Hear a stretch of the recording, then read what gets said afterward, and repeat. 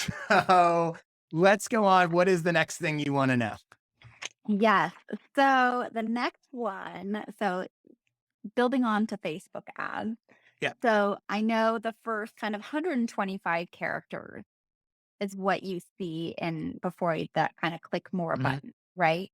Um, how would you promote that age specific course? It's called Healthy Little Sleepers Personalized Blueprint.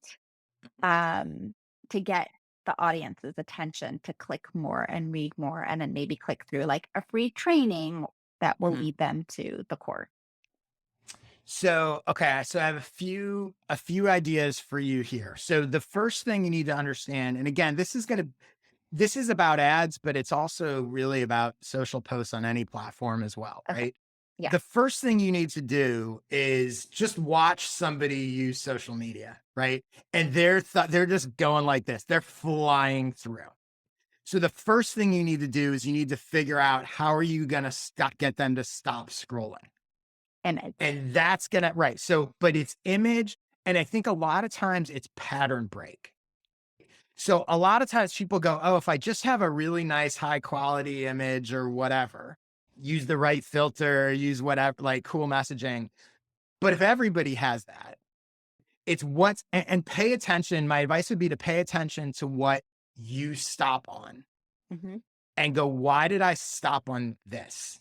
Both from people that you follow and friends and ads and whatever, right? And what you'll notice a lot of times is it's something different. I'm not suggesting you do this, but for example, if you use no image and it was just a solid white color block, you might stop just because it's like a gap in your feed. It's a pattern break, right? If Right. all the images are color and suddenly there's a black and white image, it's a pattern break. You might stop. Again, these are not like foolproof, but you want to understand that like the first thing you got to do is how am I creating an image that's going to get them to stop to even look at that copy, to even look at anything else, right? The other thing in general, and some of this is psychological stuff, is that, theoretically we're drawn to faces. So if you see faces as opposed to sort of a far distant shot or whatever.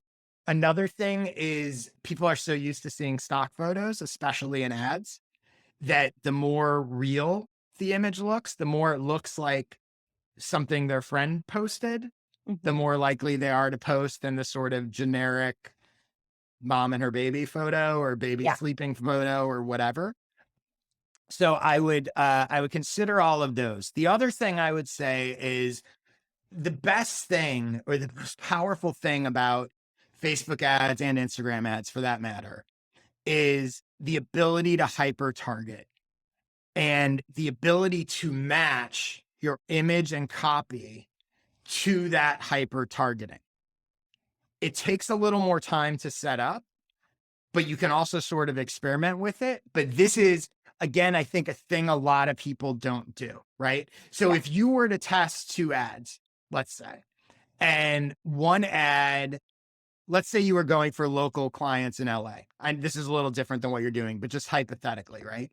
One ad was, forget what the copy is for a second, but like, hey, LA moms, need some help getting your baby to sleep, check out my service, right? Check out my course, book me, whatever. And the photo was a sort of generic stock photo of baby and mom sleeping or whatever. That's one ad. You're targeting moms in Los Angeles. The other ad is targeting moms in Beverly Hills. And it's a mom on Rodeo Drive in front of the Beverly Hills sign, something iconic Beverly Hills, something in this person's neighborhood, and you're only targeting Beverly Hills. That is going to way outperform the LA general ad. Interesting. So one of the tricks is matching copy and image to exactly who you're talking to. And Okay. you could do that. So you might have that same exact copy. Hey, Beverly Hills moms, having trouble with your baby sleeping, blah, blah, blah, blah, blah.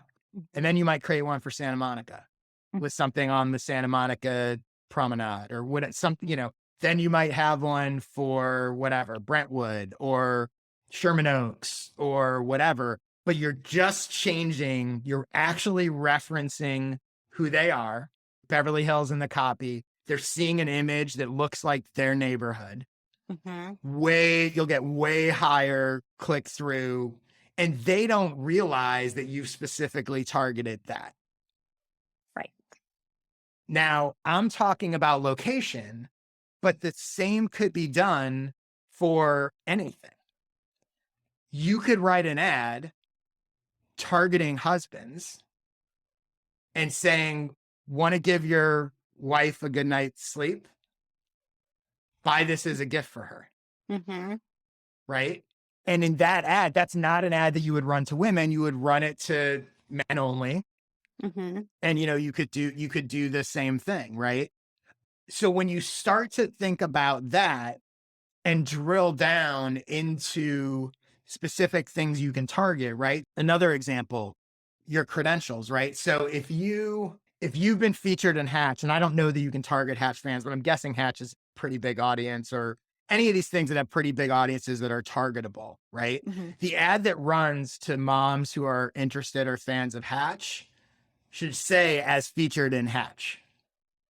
Mhm. You have Yeah. the ability to get so hyper specific. So I had helped a comedian a few years ago run ads. He was like a New York comic, and he was going to do some shows in Alabama or Arkansas. Nobody there knew him. He was not a household name. So he was running ads in the area of where this club was in Arkansas. And we started talking about, and he was showing some clips of his material because again, nobody knows who he is. And so we pulled a clip, for example, he was a former military guy. So we pulled a clip where he talks about being in the military, and we targeted military veterans near the club. In their mind, they're like, this is a military comic, right? Or a comic who talks about military stuff. He was a new parent. We targeted new parents with a bit about being a new parent. Mhm.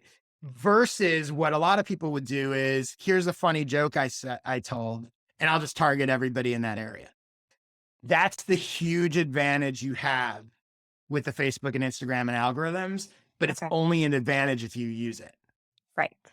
So you might have to create a few more ads, Right. but ultimately they're going to perform much better. Right. Okay. I like it. Cool. Yeah. Great. Oh, Okay. one other last quick note on that is testimonials and stories can be really effective. So incorporating those into your ads, especially if you're sort of retargeting people or people who maybe have some familiarity with you, you can imagine if they're seeing multiple ads from you that are, if I've seen 3 ads from you with 3 different people talking about how amazing it was, that kind of social proof is really powerful. So you can do that as well. Okay.